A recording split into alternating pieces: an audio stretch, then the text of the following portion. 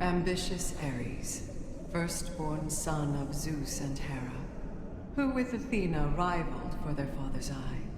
For both laid claim to warfare and were worshipped thus. But as Athena tempered her approach in wisdom, 'twas Ares' place to represent the lust for blood. So in his feral prowess caught he love's own eye, fair Aphrodite.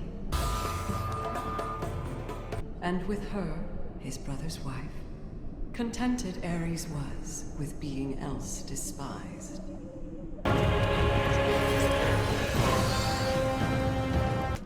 In shadow, unseen, prospers Hades of the dead, whose flesh was monstered in the stomach of his father.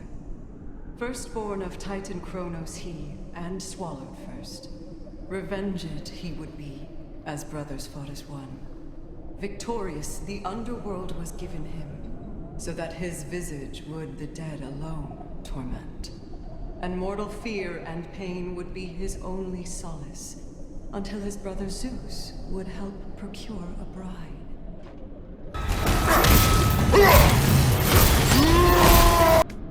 Athena, shrewd and warlike maiden of Olympus. The favorite of Zeus, for motherless she sprang, from him alone, a goddess fully formed and armored. Her duty to Olympus and the good of man, she serves with intellect and courage in its use. Not prophecy, but foresight was her wisdom's gift. As when to Athens she bestowed the olive tree, and in doing so, elevated mortal life. You will always be a monster. Poseidon, god of weather and the seven seas, to whom Oceanus surrendered his domain, as mighty Zeus the Titan Kronos brought to heel. And but for Zeus his brother, would Poseidon be the utmost power known upon Olympus's mount. Now stands he second place in power and domain. He seldom sits his rightful seat upon Olympus, preferring fair Atlantis, where he is preferred. For Hermes is as hot of head as fleet of foot.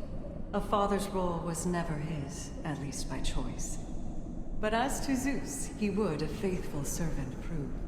So he, to raise the infant Dionysus, gave consent, and swore to Zeus his son would never want for aught. A promise tested when the youth his mother wanted. So to the underworld he would require a guide, and only Hermes, heaven's herald, knows the way. Lord Zeus had dreamt of justice in his days of youth, for he alone was spared the hungry maw of Kronos. At last, by craft of poison, were his kin disgorged. Thus, Zeus became the savior of his generation, as every Titan down to Tartarus was cast. A loving god was he, for many did he love. A father to the world, as many did he father. The thunder god upon Olympus, king of all.